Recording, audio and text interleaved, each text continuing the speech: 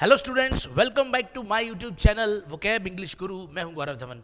Guys, अगर बात करें डे 1 के एसएससी सीजीएल प्री एग्जाम्स 1 दिसंबर की, पूरे के पूरे दिन पूरी शिफ्ट्स में जो इंग्लिश का एग्जाम आया ना, वो एकदम हलवा पेपर कह सकते हैं, और कह सकते हैं कि मौज करा दी एसएससी ने। सो गाइस, इंग्लिश सेक्शन में आपको टेंशन लेने की रियल में ज़रूरत नहीं है, और स्पेशली उन स्टूडेंट्स को जिन लोगों ने प्रीवियस एग्जाम्स के पेपर्स सीरियसली सॉल्व किए, या मेरे वो स्टूडेंट्स जिन्होंने अपने कह सकते हैं कि क्योंकि मैंने क्लास के अंदर जो इडियम्स करवाए थे, जो मेरी 350 इडियम्स वाली बुक है, दांसू ट्रिक्स वाली, उसमें से ही बहुत सारी इडियम्स है।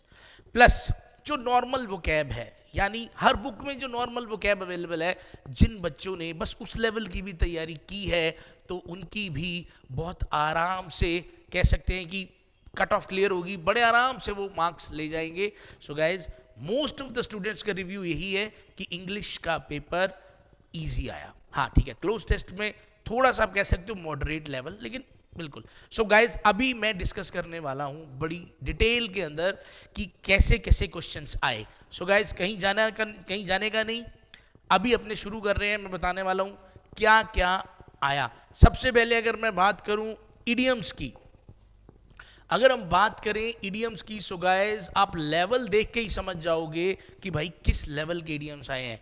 देखिए, केक वॉक, बताओ, अब केक वॉक इडियम आ रहा है, ठीक है। केक वॉक का मतलब वेरी इजी, कुछ बहुत इजी चीज जो हो, कोई काम कुछ भी, केक वॉक आ रहा है। एप्पल पाई ऑर्डर आ रहा है, बताओ, एप्पल पाई ऑर्डर आ रहा है, ठीक है।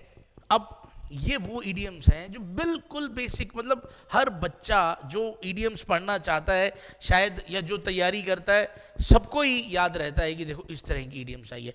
और गाइज, ये सब कुछ मैंने क्लास के अंदर तो करवा ही रखा है, तो मेरे इडियम्स वाले सेक्शन में भी आपको ये सब मिल जाएगा। जिन लोगों का अभी एग्जाम होने वाला है वो भी देख सकते हैं, और मैं इडियम्स के सारे सेशंस जो कहीं रह गए हैं वो सारे यूट्यूब पे डाल भी दूंगा। सो गाइज, बहुत इजी रहा इडियम्स की बात। और इडियम्स जो है वो सीधे सीधे भी पूछे गए हैं, फिलर्स के थ्रू भी पूछे गए हैं। मान लो एक सेंटेंस लिख दिया, उसके बाद एक जगह छोड़ दी, उसमें आपको अब 4 इडियम्स दे रखे हैं, तो जो बेस्ट सूट करता है वो लगाना, और वो भी बिल्कुल इजी। फॉर एग्जाम्पल, जैसे अब यहां जरूरत है ध्यान रखने की, तो कीप एन आई, अब ये भी एक इडियम है, नजर रखना। तो keep the I, keep 2 I, keep 3 आई, मतलब इस तरह के इतने सिंपल फॉर्मेट के अंदर इडियम्स दे रखे हैं। फिर बात करें अगर वन वर्ड्स की, देखो अब क्या बताएं, मेरी तो वाकई मुझे हैरानी हो रही है भी, इतना आसान। अब वन वर्ड्स के अंदर देखो जी, वर्ड आ रहा है थीस्ट। अब बताओ, मेरे हिसाब से शायद ही कोई स्टूडेंट ऐसा होगा एसएससी का जो वन वर्ड जिसने पढ़े हो और जिसने थीस्ट ना पढ़ा हो। थीस्ट, एथीस्ट, एग्नोस्टिक, एसेटिक, अब ये मतलब कहने का मतलब ये इस तरह के वो उन्होंने ऑप्शंस दिए हैं बीच में। अब थीस्ट यानी जिसको भगवान पे विश्वास हो, एथीस्ट यानी जिसको ना मानता हो एग्जिस्टेंस, नास्तिक, एग्नोस्टिक यानी जिसको शक हो, एसेटिक यानी सन्यासी। अब बताओ, ये लेवल रहा। एक और वर्ड आया, ऑस्ट्र, ऑस्ट्रासाइज, बताओ, ऑस्ट्रासाइज, इसके बारे में पूछा कि बताओ जी इसके मीनिंग बताओ। अब कहने का मतलब वाकई अगर आप लोगों ने बेसिक तैयारी की है, और देखो जैसे मैं बता रहा हूं कि वीडियो तो वही देख रहे हैं जिनका एग्जाम है। सो गाइस, जो अब तक आपने पढ़ा, जो ठीक ठाक लेवल की वो कैब थी, पहली बात तो जो आपने पढ़ा, अगर थोड़ा बहुत उसको रिवाइज कर सकते हो तो कर लो, टेंशन नहीं लेनी।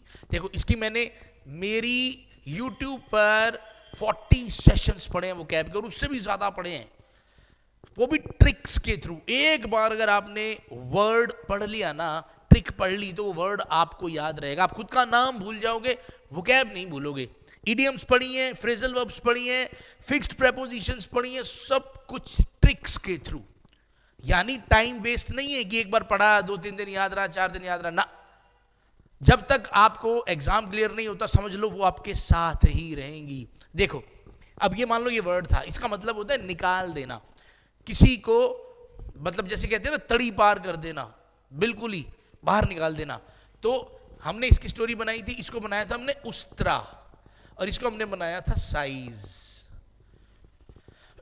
मैं बताता हूं क्योंकि आपको याद पता कैसे चलेगा। अभी देखो कितने आसान तरीके से मैंने अपने स्टूडेंट्स को ये वोकैब करवाई, और देखो कितना इजीली वो, अब जब कितना मजा आता है ना जब स्टूडेंट्स आपको कहते हैं सर आपका बताया हुआ वोकैब में सर इतने वर्ड्स आ गए, इडियम्स 350 इडियम्स सिर्फ मैंने करवाए, उसी में से इतने सारे इडियम्स आ गए।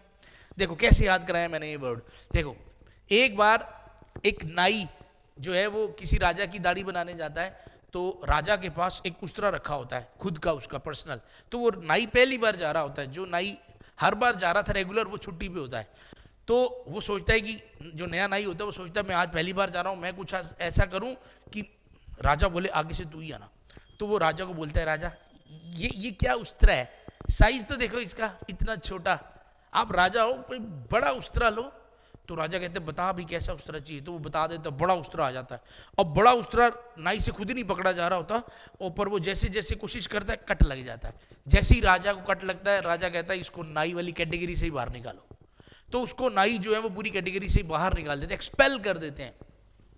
तो उसने नाटक किया, उस्तरे का साइज बड़ा अच्छा है बड़ा छोटा है ये है वो, और उसने राजा को ही कट मार दिया, तो उसको नाई वाली कैटेगरी से एक्सपेल कर दिया। ठीक है जी, एक्सपेल ही कर दिया। तो अब ये जो वर्ड है ये क्या भूल जाएगा आपको। चलते हैं आगे, फिर बात करते हैं वन वर्ड्स हमने बता दिया आपको, इडियम्स मैंने बता दिया आपको।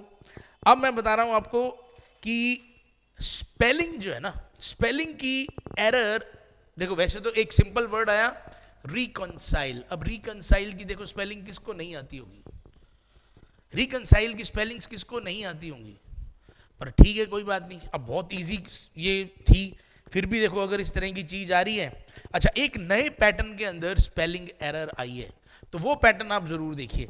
देखो वैसे तो जिस बच्चे को इंग्लिश आती है ना उसको आप जैसे भी कैसे भी एग्जाम का पैटर्न दे दो, मतलब पैटर्न कोई भी दे दो, इंग्लिश आती है तो वो कर ही देगा। देखो एक क्वेश्चन आया, respected madam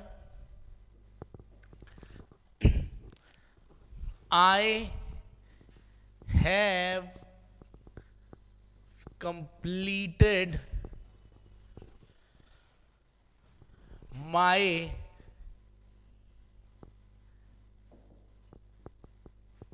assigned job on time। Clear है।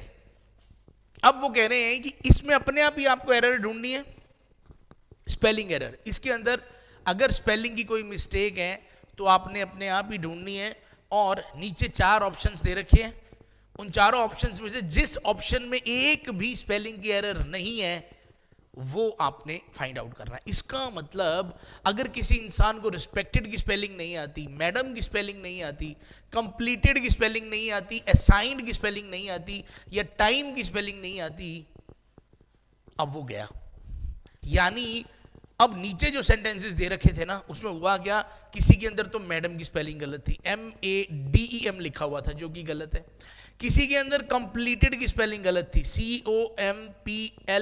COMPLITED लिख दिया, तो ये स्पेलिंग भी गलत है। अब किसी के अंदर असाइंड की स्पेलिंग गलत थी, ASSIGNED होना चाहिए, ये ऐसा ही स्पेलिंग, तो यहां एक ही S है, ठीक है ना, ये मैंने I बनाया है। सो गाइस इस तरह का भी पैटर्न आ रहा है। तो elimination technique is the best technique. कोई भी क्वेश्चन होता है ना इस तरह का जो ऑप्शन MCQ वाला, तो उसमें एलिमिनेशन टेक्निक बेस्ट रहती है। तो जब आप कंफर्म हो कि किसी चीज की स्पेलिंग गलत है, अगर आपको पता है कि इंग्लिश की मैडम की स्पेलिंग में A ही आता है, E लिखा है तो गलत करो। अगर आपको कंप्लीटेड की स्पेलिंग आती है तो आपको पता है स्पेलिंग कौन सी सही है, ये गलत करो। तो जो स्पेलिंग एरर्स हैं वो थोड़े नए पैटर्न में आ रहे हैं, तो उसका भी आपने ध्यान रखना है। अगर बात करें एक्टिव पैसिव या नरेशन बेस्ड क्वेश्चंस की, बिल्कुल सिंपल क्वेश्चंस, यानी पहली बात तो टेंस बेस्ड एरर्स आ रही हैं। आपको पता है, सबको पता है एक्टिव पैसिव में जब कन्वर्जन करते हैं टेंस नहीं बदलता, तो अगर टेंस बदला हुआ है तो वो चीजें वैसे एलिमिनेट हो जाएंगी। सबको पता है V3 होनी है, BE + V3 होना ही होना है, पैसिव में, और अगर V3 नहीं दे रखा तो एलिमिनेट होएगा ही। तो ऐसे बच्चों वाले, रियल में बच्चों वाले क्वेश्चंस आ रहे हैं। नरेशन के अंदर भी आपको पता है, दिस दिया है दैट होगा, दीज दिया है दोज होगा, वही एलिमिनेट हो जाएंगे। तो बिल्कुल बेसिक लेवल जिन लोगों का क्लियर है ना, बेसिक्स क्लियर है जिनके, बड़े आराम से मक्खन की तरह क्वेश्चंस हो रहे हैं। एक्टिव पैसिव नरेशन बिल्कुल आसान आ रहे हैं। कॉमन एरर्स भी बिल्कुल इजी आ रहे हैं, कॉमन एरर्स भी बिल्कुल इजी आ रहे हैं। देखो थोड़ा बहुत तो लॉजिक आपको लगाना पड़ेगा। देखो मैं क्वेश्चन बता रहा हूं, थोड़ा सा अब पढ़ने वालों को तो हो सकता है कि इसमें एरर ही ना लगे। We have lived here ever since my father died. We have lived here ever since my father died. यानी अब वो कह सकता है, देखो ever since का मतलब होता है जब से, जब से। तो कहना एक आदमी ये चाह रहा है कि हम इस घर में, या हम यहां रहे हैं, या हम यहां रह चुके हैं जब से मेरे फादर गए।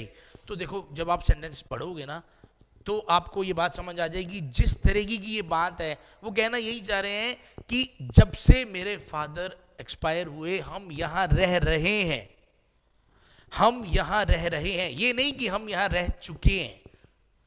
ठीक है, देखो मैंने क्लास में ही खुद ये रूल बताया हुआ है कि अगर सेंटेंस में आपको पास्ट, अगर आपको सिंस के बाद पास्ट टाइम दिखाई दे या पास्ट इंडेफिनेट दिखाई दे, क्योंकि अगर ये दोनों ही चीजें एक स्टार्टिंग पॉइंट बता रही हैं, अगर ये दोनों ही चीजें स्टार्टिंग पॉइंट बता रही हैं, तो इधर अगर एक क्लॉज और लगा है तो वो क्लॉज या तो प्रेजेंट परफेक्ट में होता है या प्रेजेंट परफेक्ट कॉन्टिन्यूअस में।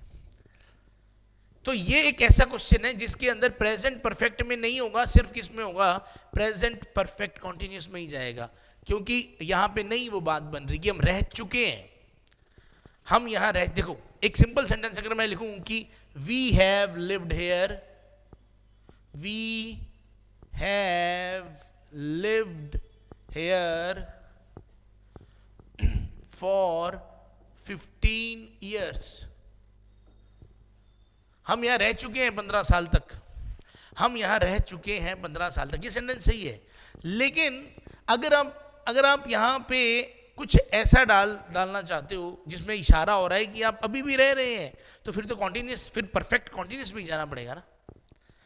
ओके, अब बात करते हैं, नरेशन हो गया, उसके बाद क्लोज टेस्ट और फिलर्स की बात करें। क्लोज टेस्ट का देखो बात करें तो कुछ बच्चों ने बताया कि हाँ क्लोज टेस्ट का लेवल मॉडरेट था, टफ वो भी नहीं था। ठीक है, और क्लोज टेस्ट जो होता है, आपको अगर ध्यान है, अगर आपने क्लोज टेस्ट की प्रैक्टिस अच्छे से करी है, तो क्लोज टेस्ट जो होता है गाइस, उसमें आपको ये ध्यान रखना है कि क्लोज टेस्ट के अंदर मेनली जो चीजें होती हैं वो या तो कंजंक्शन के बेस्ड पे आते हैं, मतलब कंजंक्शन की अगर आपकी नॉलेज सही है, प्रेपोजिशंस की नॉलेज अगर आपकी सही है, प्रेपोजिशंस का ज्ञान अगर आपके पास ज़बरदस्त है, ये दोनों चीज़ें बहुत ज़्यादा जो है वो इफ़ेक्टिव रहती हैं अगर आपको क्लोज टेस्ट सॉल्व करना है। ठीक है, ले दे के चाहे बात अब फिलर्स की करें या बात करें क्लोज टेस्ट की, ये चीज़ें देखो मेनली या तो ग्रामर बेस्ड होती हैं, ठीक है, या तो ग्रामर बेस्ड होता है या ये वोकैब बेस्ड। वोकैब का मतलब वही आपके synonym, antonyms, idioms, phrasal verbs, fixed prepositions, मतलब ये सब चीज़ें मिक्स्ड ही हैं। अगर आपको इनकी अच्छी थोड़ी बेसिक नॉलेज अच्छी है तो बड़े आराम से कंजंक्शंस हो, क्लोज टेस्ट मतलब क्लोज टेस्ट हो, फिलर्स हो, बड़े आराम से हो रहे हैं। ठीक है, अब डिटर्मिनर्स के ऊपर बेस्ड आज क्वेश्चंस आए हैं।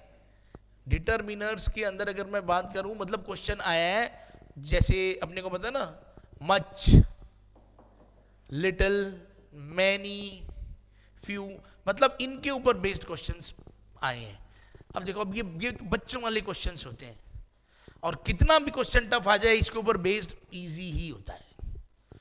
तो कहने का मतलब जितने भी बच्चे जिनके अभी एग्जाम पेंडिंग हैं, तो सबसे पहली बात तो ये है कि आपको बहुत नया बहुत ज़्यादा ऐसा कुछ करने की ज़रूरत नहीं है।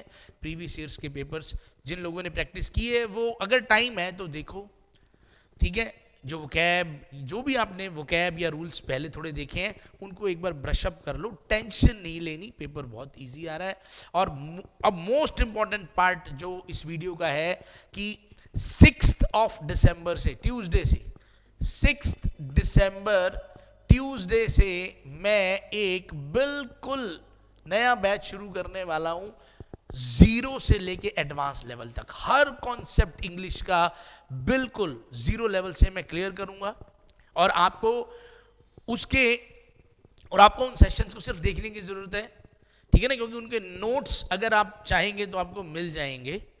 तो बिल्कुल 0 लेवल से ईच एंड एवरी कॉन्सेप्ट मैं शुरू कर रहा हूं 6 दिसंबर से, 3:30 बजे का टाइम रहेगा, बिल्कुल नया बैच। तो आप जितना अपने फ्रेंड्स को चाहे बता सकते हैं। और जो लोग मेरी वीडियो शायद आज पहली बार देख रहे हैं, तो वोकैब इंग्लिश गुरु मेरा नाम ऐसे ही नहीं है, इसीलिए है क्योंकि जिस वर्ड की मैंने ट्रिक बना दी वो वर्ड नहीं भूलेगा आपको। अगर आपको ऑस्ट्रासाइज वर्ड की ट्रिक याद आ रही है, एक स्टोरी याद आ रही है और आपको लगता है कि हाँ वो शब्द मैंने सुना पहली बार, लेकिन अगर आपको याद हो गया है तो ये मान के चलिए ऐसे बहुत सारे सेशंस पड़े हैं यूट्यूब पे बिल्कुल फ्री ऑफ कॉस्ट, आप उन्हें देख सकते हैं। और आप चाहें तो वो जो सेशंस हैं वो आपको नोट नहीं करने पड़ेंगे, बुक भी अवेलेबल है, आप उसको बुक की फॉर्म में भी आपको मिल सकती है। सो गाइज, अगर ये वीडियो अच्छा लगा तो आप लाइक, शेयर, कमेंट ज़रूर कीजिएगा। और मैं चाहता हूँ कि अगर आप कमेंट करके कुछ अच्छा लिखेंगे तो मेरे को बहुत अच्छा लगेगा। सो गाइज, और अगर कोई चेंज आता है नेक्स्ट, जो शिफ्ट्स अभी बची हैं, तो मैं डेफिनेटली उनका भी रिव्यू लेके आऊँगा। मिलते हैं नेक्स्ट वीडियो में, till then bye bye, have a nice day, जय हिंद, जय भारत।